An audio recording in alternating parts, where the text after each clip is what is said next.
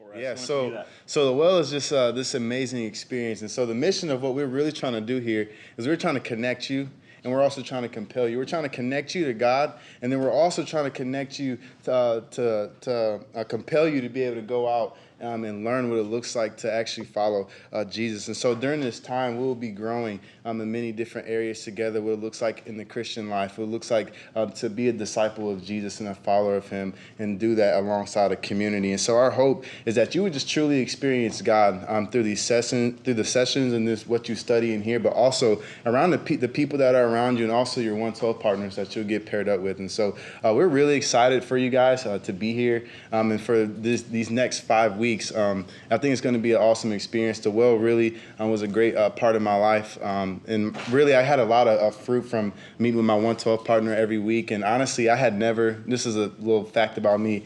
Growing up, even though I graduated college with a decent GPA, I won't tell you what it is, but I never actually read a book fully until I actually joined the one. I had a great 112 partner that encouraged me to go closer to Christ, and then since then I've been reading a lot and actually finishing full books since then. And so the well has been an amazing part of my faith journey, and I'm thankful to be here. So. Yeah, awesome. Well, and again, I'm really excited for you guys too, and I'm excited to get to know you, and hopefully, again, we can learn from each other throughout this process as well. And so, with that, we'll get started with your book. And so, in the center of your tables, there is a book. If you're a Wellian, grab a book. Yeah. So, along with us four being your guides throughout the well, this well book is a guide for you as well. And so if you want to flip through, as you can see, pages 3, 4, 5, it kind of goes into like the mission and vision and what H2O is really all about. Goes a little bit into our story. On page 5 and 6 goes into our statement of faith and what we believe as Christians and what we believe as a church.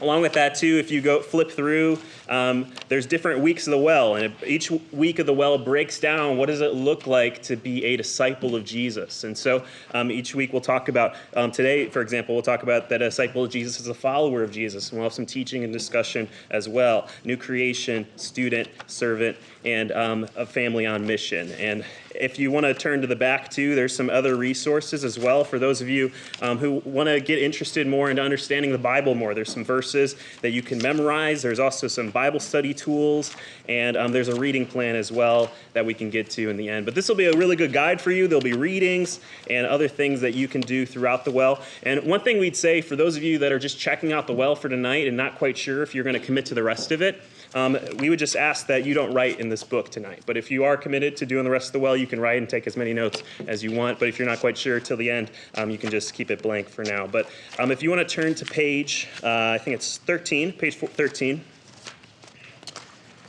This will be what we'll be talking about tonight, fan and a follower. And this is really the foundation of the well, and what we believe in H2O is to be a follower of Jesus. The first step is you got to say, hey, I want to follow Jesus. And so the person who's going to be leading us tonight in this discussion is my good friend, Brian Wiles. Why don't you give it up for Brian as he comes up and shares with you guys tonight. All right. Thanks, Joe. Really excited for the well to start. And a lot of you who are here for the first time, just jumping into the well, it's great to have you here with us. And, you know, our staff team and our leaders, the interns and people who lead, we honestly look at this as like such a crucial part of what our church does. Because being a collegiate-focused church, you know, for us, we have to continue to focus on raising up new leaders. Because, you know, being a church that has so many college students involved, every year we send off some of our best leaders. You know, by the time people are like excited to lead and really follow Jesus and have been equipped, it's about their senior year, and then they go on and leave, you know, and we send them off into different places, or they go and plan a church with us, or whatever the case may be. And so the well, as you sit here, is kind of like the first step to figuring out not only what does it look like to follow Jesus, but really what does it look like to be kind of a key part of who we are here at H2O. And so it's a big deal to us that you're here, and we're really thankful that you're, you know, wanting to to dive into this and kind of experience God and get to know one another better. I'll just say a couple things as we're getting ready to jump in. One, like we always talk about this, but I think it's really true. The well is kind of what you'll get out of the well, what you put into the well, you know, in a lot of ways. And so it's not, we didn't design this 5-week experience to have like one session, you know, come and blow you away and your mind's just transformed and you're like, wow, that one thing that was said is just, it's a cumulative process where we come together each week, where everything that we do throughout this time, as Alfonso talked about, will connect you with the 112 partner. We have different things that are going on, different opportunities for you, different sessions, all these different things. They kind of build on each other, and it's kind of like by the end of the time you get done with this experience, our hope is that you look back at it and you feel like, man, there was a lot of good things that came from this. And the more that you engage with it, the better. So again, thanks for being here. And I think as you're here, you know, Sunday mornings a lot of times we'll kind of teach, and it's more of a teach and you kind of listen opportunity. Well, tonight and throughout all the sessions of the Well, you'll get to hear from different staff members here with us at H2O, maybe even a few interns. And then also you're going to get to discuss a lot of this content and get to know one another. Because we think that like a lot of times when you're really learning best, it's when you're able to digest it in a group and digest it in community. And so even tonight and throughout the sessions, you're going to get chances to kind of talk about what we do. And we hope that you feel open and honest and can kind of just put yourself out there. I know for some of us, we love talking in, you know, smaller groups like this. Others of us, it's a little bit more intimidating, but it's kind of all part of the process. And so I just want to encourage you to go ahead and engage with that. And so with that being said, you know, the mission of H2O is inviting people to find and follow Jesus together. So our hope, our goal, our mission is that we would invite people, which we've done. You know, that's why we're all over campus at the beginning of the year. That's why we're out, you know, doing snow cones and water balls, because we're inviting people. But we're not just inviting people to like a club. We're not just inviting people to a clique. We're not just inviting people to a bunch of fun games or whatever. We're inviting people to something, right?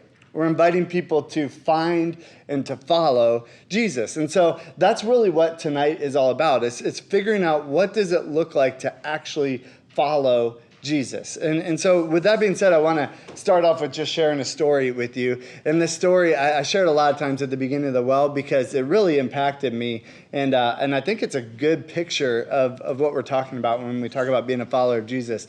This story happened a number of years ago when I was new in ministry. I was a student here at BGSU, loved it, had a blast, had an amazing time. I was involved with this church. And when it came time for me to graduate, I really sensed God calling me to kind of scrap my plan of going back home and being a teacher and to go into ministry. And so that's what I did. So I went into ministry. I went on to work with H2O. And the first couple years, a lot of my time was just spent being on campus, trying to talk to people about Jesus, trying to lead Bible studies, connect with people. Well, we would do these things, and we still do them now. We had these connection cards that we would do when we were out on campus connecting with people. And this one girl, her name was Jan. She was from China. We got connected with her as we were out on campus, and she filled out the connection card. And at the bottom of our connection card, it still says this. We have this little spot that says, you know, I'd like to talk to somebody about having a relationship with Jesus. And so Jan checked the box that she wanted to talk to somebody about having a relationship with Jesus. Pretty cool thing. Pretty cool opportunity for somebody in ministry to be able to talk to somebody about that. So me and another staff member, she was a female staff member, we got a hold of Jan and we set up a meeting. We met just right here on the second floor of the Union, right over where all those tables are on the balcony. And so we sit down and we start talking. I love talking to international students. I love talking to anybody, really, but especially international students, right? Because just their background, their perspective is so interesting and so unique. So I start talking to Jan and ask her, hey, you know, where are you from? Tell me a little bit about your background, you know? Tell me about what it's like in China and how you ended up getting here. So as I'm talking to her, she starts to explain her background.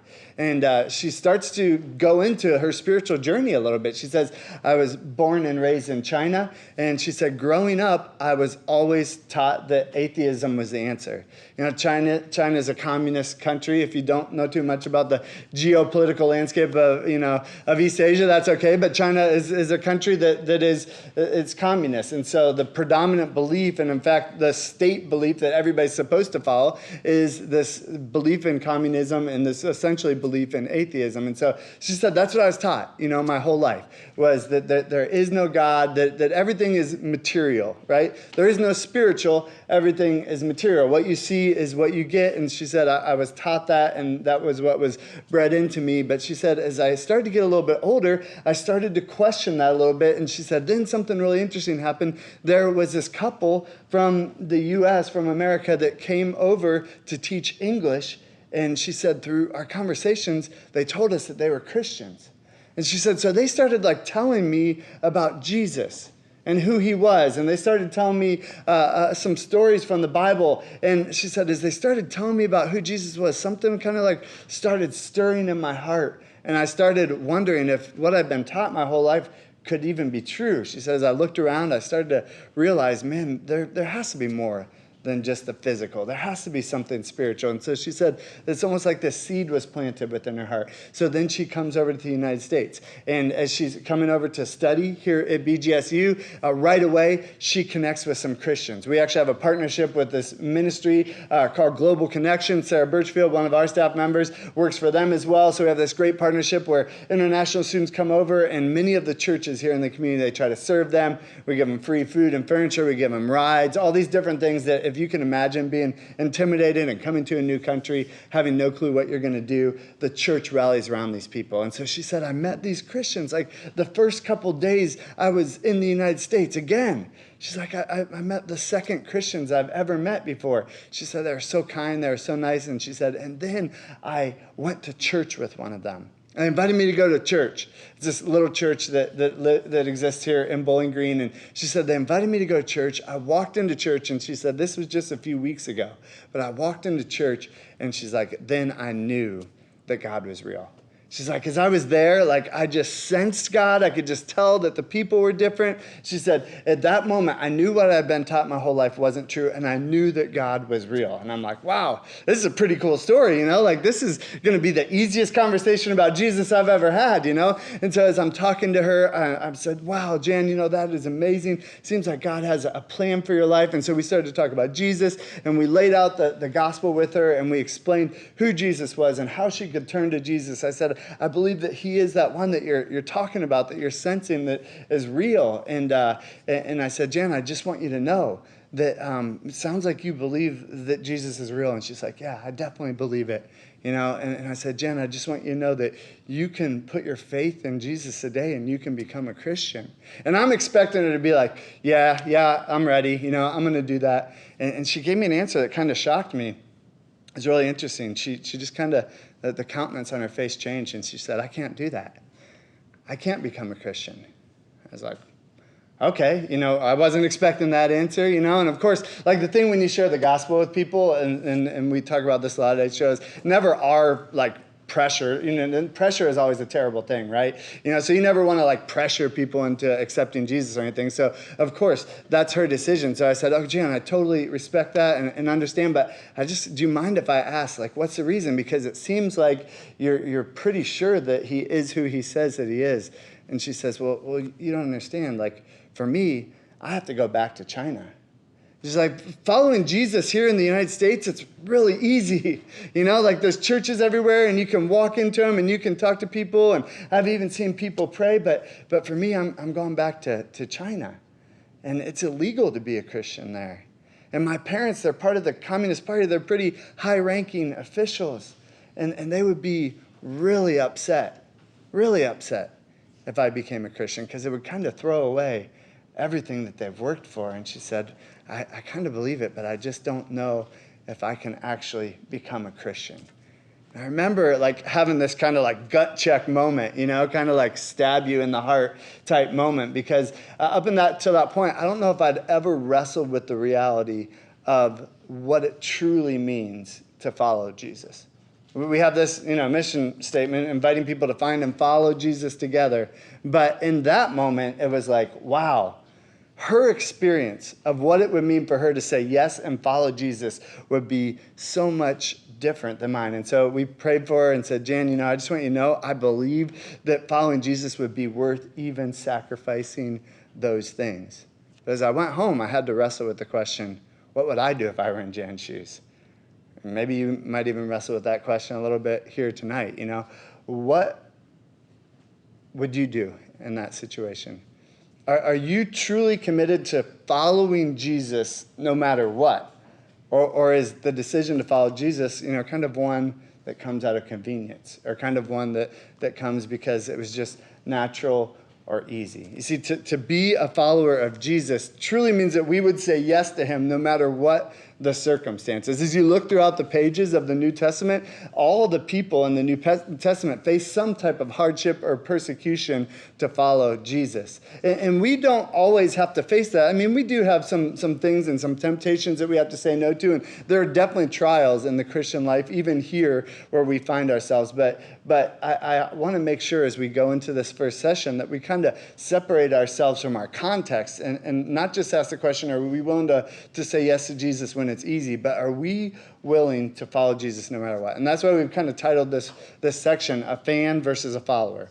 A fan versus a follower. And many people in the church today, they just are kind of fans of Jesus, right? And we've probably all seen this, and we've probably all been tempted in different ways to kind of just be fans of Jesus. And I don't know if you know the difference between a fan and a follower, but I'll try to give you an analogy. I'm the chaplain on the football team. I've told you that before, I think, in some of the messages. And at the beginning of the season for BGSU, there are tons of fans in the stadium, right? Like if you show up on homecoming or if you show up to one of the first couple games, I mean, the stadium is pretty full, right? Because people are excited, they're energetic, they're hoping that things work out. And yet, especially these last couple years when our team struggled a little bit, as the season goes on, the fans start to trickle out and they stop showing up. And then all of a sudden, the stands are pretty empty, and the only people that are left are like the true followers of the program. The people that are committed to the team, the people that are committed to the kids, the people that want to be there because they're going to follow the team through thick and thin. When we play Buffalo in November, it is the worst game in the world to be at, It's terrible. It's usually like a Wednesday night. It's usually like 35 degrees and sleeting, And there's just a handful of people that are there, usually the people's parents or people that are diehard, Bowling Green football fans. It's because they're not just fans. They're followers. They're committed no matter what. And again, a lot of people, they kind of treat their relationship with Jesus like a football fan.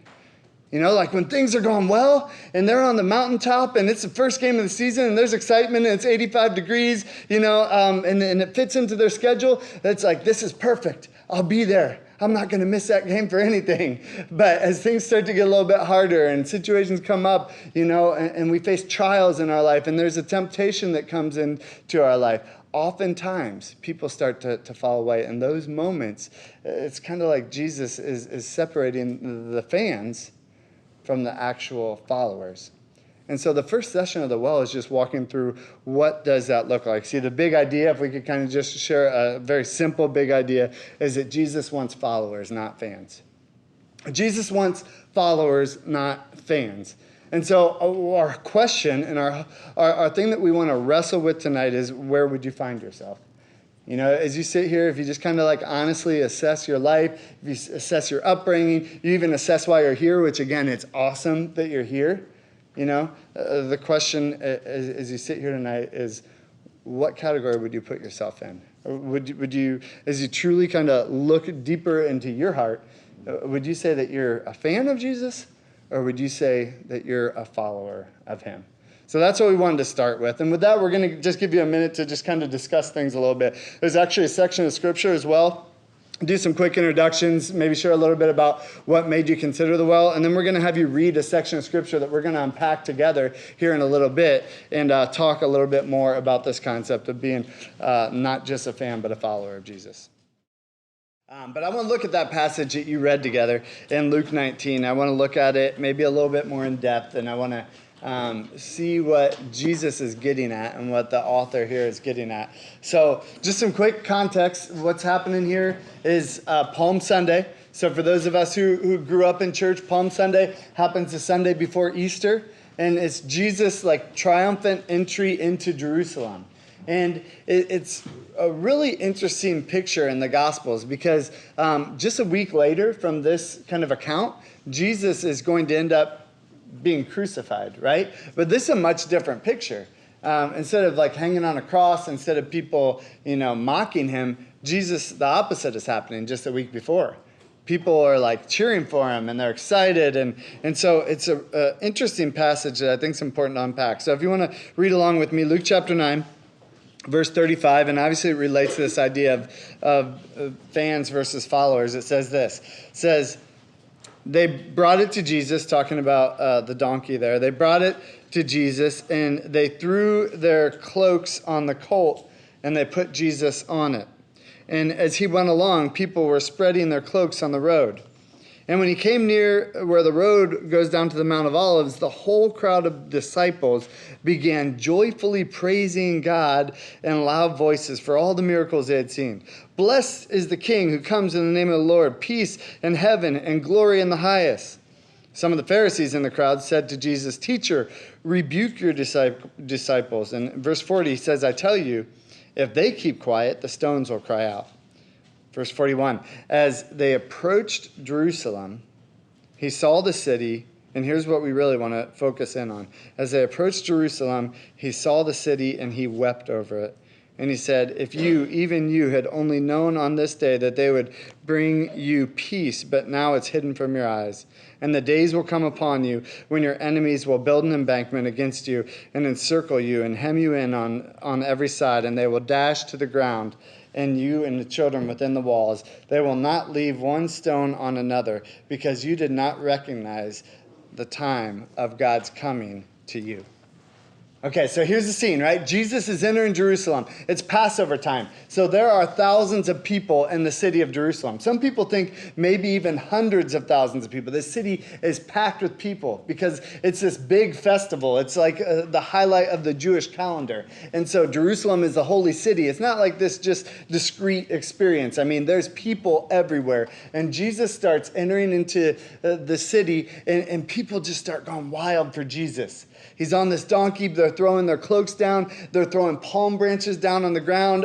One of the other accounts in the Bible says that they're crying out to Jesus, and they're saying, Hosanna, which means like, save us, Jesus. And so this scene, you would have to picture Jesus being at like the top of his ministry career, right? You'd have to picture like, this is the moment, this is the culmination of everything. He'd been healing people, he'd been doing good, he had been helping people. He's entering into Jerusalem, and there are hundreds of people, thousands of people crying out for him. And you know how a crowd works. I mean, I'm sure once a few people started, everybody else gathers around. And I love when a big crowd comes to hear me speak. And wouldn't Jesus just be excited about just the sheer number of people that get the opportunity to cry out to him, Hosanna? But then it's really interesting, because in verse 41, it says, as he approached Jerusalem, he saw the city and he wept over it. Now, people weep for one of two different reasons, right? People weep when they're really happy, or people weep when they're really sad, right? And Jesus wasn't weeping because he was really happy in this moment. Jesus was sad. Even at the moment in the height of his ministry, he was weeping because he was sad. And so we have to ask the question, why? Why was Jesus in this experience, this mob mentality, everybody crying out to us, save us? Jesus, why was he weeping? And the reason he was weeping is because Jesus recognized that these people, they were just fans of his. They weren't actually followers. They were just fans. They were caught up in the emotion. They were caught up in the excitement. They were caught up in the joy of the moment and the crowd. But Jesus, he knew what was coming for him just a few short days later. Jesus realized that the same crowd, the same group of fans who was crying out, Hosanna, and throwing down these palm branches onto the ground, just a few days later would have a much different chant. And they wouldn't be crying out, save us, to Jesus. They'd be crying out, crucify him, kill him. Isn't that just like irony of all irony, that so close to the time that Jesus was crucified, all these hundreds, maybe even thousands of people were crying out and cheering for him. And then very shortly after, everybody left. Everybody left. And it's pretty much just Jesus alone on the cross. Even his closest disciples, they would end up saying, I don't know that guy. Jesus, as he was walking into the city, he begins weeping because he realizes that these people were just fans. And so I think that gives us a picture of Jesus' heart for each one of us. You see, Jesus isn't really interested in like our lip service or in, us, tattooing something on our arm if we're not really truly committed to following him and saying, listen, Jesus, I'm going to follow you through the thick and thin. I'm going to be there not just on Palm Sunday, but I'm going to be there on Good Friday when you're going to the cross. I'm going to say, I'm going to truly follow you no matter what it takes. And that's sometimes hard to distinguish in our country and in our world, right? Not too long ago, we had a baptism, and this kid who got baptized, we always share like their story videos before people get baptized. And if you haven't been baptized, by the way, that's something we'd love for you to consider. We're going to have a baptism here at the end of the semester. Baptism is something the Bible talks about for those of us who are followers of Jesus, that we display what's already happened in our heart. So baptism is an outward picture of an inward reality that's already happened for those of us who believe. So we had this baptism service, and this kid, he said something really interesting in the story video. He said, growing up, we never went to church. We never talked of Jesus. We never prayed. We never read the Bible. We never did anything. He said, but I was at school one day, and a bunch of people started talking about their faith, and they started talking about their religion, and they asked me, hey, John, what do you believe? What are you? Are you an agnostic? Are you an atheist? Are you a Christian? Are you a Jew? What are you? He said, I had no clue what to answer. I didn't know. We never even talked about it growing up. So I went home and I asked my mom. I said, Mom, what are we? And my mom said, just tell them you're a Christian because that's what everybody is, and they'll leave you alone.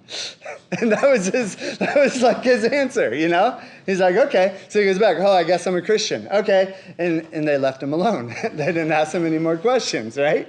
It's so easy for us in our culture. Oh, yeah, I'm a Christian. Oh, yeah, my grandpa used to go to church. Or even that, I've been to church. I go to church. I've heard the stories like we talked about this morning.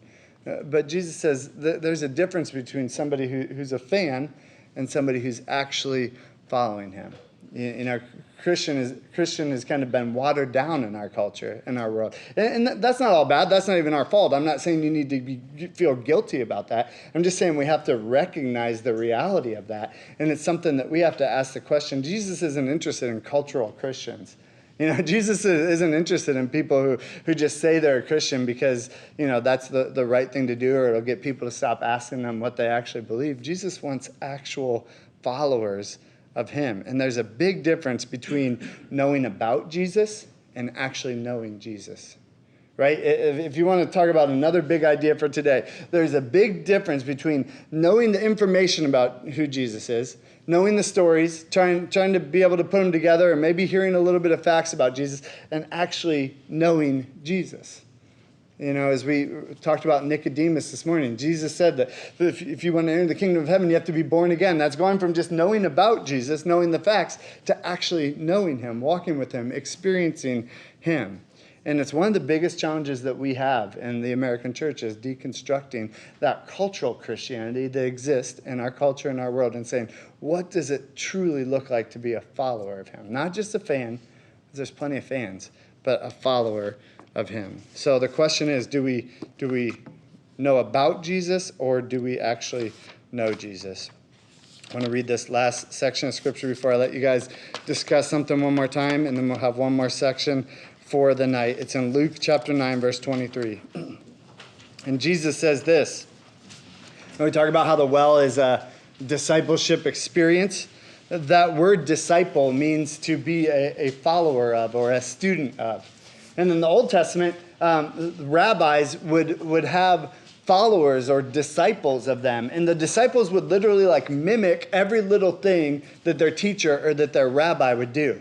So much so that oftentimes people would ask the question, are you covered in your rabbi's dust? Because the disciple would follow around their rabbis or their teachers so closely that as they were walking through the countryside during that time, obviously didn't have cars or anything, that they were walking, and the disciple is supposed to be so close that they're literally just taking on the dust of their teacher. Wherever they're gone, they're mimicking the way that they talk, the way that they walk, the way that they look. And that's what it means to be a disciple.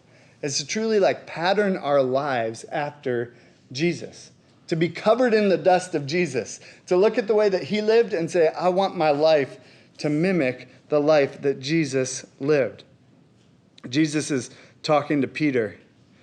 and he is talking about some of the burdens that his disciples have to carry. And in Luke chapter 9, verse 23, Jesus, it says, "Then he said to them all, 'Whoever wants to be my disciple must deny themselves and take up their cross daily and follow me.'"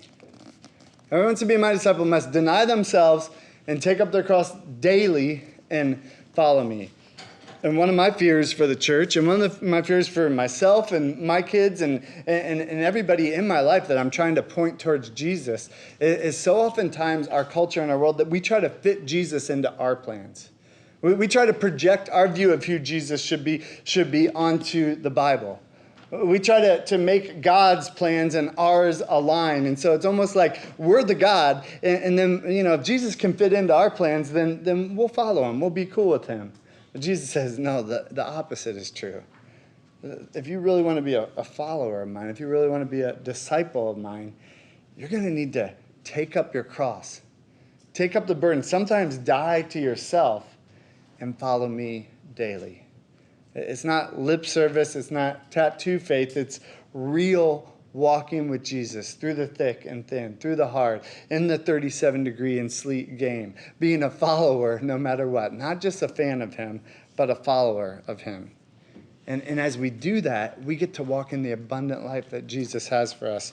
Whoever wants to follow me must take up their cross, deny themselves, and follow me daily. And there's power and there's freedom in recognizing and putting Jesus on the throne and us underneath him. Not ourselves on the throne and Jesus underneath us, but Jesus on the throne saying, I'll follow you no matter what, and we will submit to you no matter what. That's what it means to be a true follower of him. And so as we think about a fan versus a follower, let's think about that reality that Jesus comes first, that he's the king, and that we get to say yes to him. He doesn't say yes to us. We say yes to him no matter what he calls us to do, no matter how he calls us to live. So with that being said, you guys can jump back into your groups. There's a few more discussions. We have table discussion 2 there, and you get to talk through some of the things that we just talked about right now. Yeah, so I think this lesson and what we can learn from this is just super important, and even asking ourselves that question, like, am I a fan of Jesus or am I a follower of Jesus? And so me and Fonny are going to kind of continue tonight and really breaking down how to really live out being a follower of Jesus. And so if you guys want to turn to page 15 in your books, flip to page 15. Fonny's going to talk you through some of this. Yeah, so on page 15, you see there's a triangle there. And so a triangle, this triangle that you're looking at is one of the shapes that we like to use to think about the 3 connections in our lives that kind of represent what it looks like to be a Christian. And the first is up, the second is in, and the other one is out. And so we can really get this from Luke chapter 6, verses 12 through 19, as we look at Jesus' life. Jesus modeled these 3 things, up, in, and out. And so in pretty much the first verse, it says that in these days he went up to the mountain to pray, and all night he continued in prayer to God. And so you see this up connection that Jesus displays with his Father. So he's like connecting with God. That's the first one. That's up. The second one is in. And so when you look down, even a couple verses later, it says, then he called his disciples and whom he chose. And pretty much we see that he was living life with his disciples. That is your in. That is what it looks like for us to be in a spiritual family, a.k.a. the church, and being around other believers. And then when you go and look at the rest of that passage, in verses pretty much like 18 and 19, we see that he went out into the town, and people had came to hear him. He's healing diseases. Right, so these are the people in the world who are broken, people who are lost that Jesus was coming in contact with, and that's your out. And so we see here that Jesus displayed an up relationship with God, in with the disciples and friends and community, and then the other one is out with people who do not know Christ. And so in this next section, in your next time you get in your groups, you're going to be kind of looking at your own life and kind of evaluating. And so some people's triangles can look completely different. Maybe you have a really strong up. You are spending time with God very often. And maybe you are in great community, but you never get a chance to spend time with non-Christians. Or maybe it's the other way. Maybe you have a really great end with Christians and people who follow Jesus, and maybe you are also outreaching others, but you really do not get a time to spend time with God and connect with him. And so that may be the way your triangle looks, and you can see that on page 16. But when you turn to page 17, so what you're going to get ready to do in your groups, you're going to actually So if you flip the page to page 17, you're going to get ready to spend some time, kind of just draw out where you say you are. And it's okay to be honest here. I remember the first time I did this, there was definitely, my triangle was not balanced. I will tell you that for sure. But yeah, and so you're going to draw out your triangle, and then below, you're going to just write why you think that is. And this is a good time for each one of you guys to really encourage each other. And some of you may not even be alone in where you're at, so do not feel any shame about where your triangle is today. And then if you're also thinking like, well, how do I evaluate that? On page 18 are some questions to think through in each of those sections that'll help you process what your triangle could potentially look like. So yeah, just to clarify, you'll be drawing your own triangle on page 17 within that triangle, just to assess where are you at with connecting up with God in a community and then out on mission. And then you'll do that and you'll discuss some things in your groups. And so table leaders, take it away from there and go ahead and do. Well, good talks. Hopefully this is just the beginning of this conversation. And what I try to do within my life, I try to have this assessment and try to see where am I at in every season of my life. And every few months I'll try to assess how am I doing in my up, in, and out, growing closer up with God, in community, and out on mission. I try to assess my life based on that. I hope you will do the same. But as we close tonight, guys, I really want you to take this in and know this truth, that the first thing Jesus calls us to do is say, follow him. Will you follow him? And, if you look at the disciples and how Jesus interacted with them and encountered them, that was the first thing he asked them to do was, come follow me.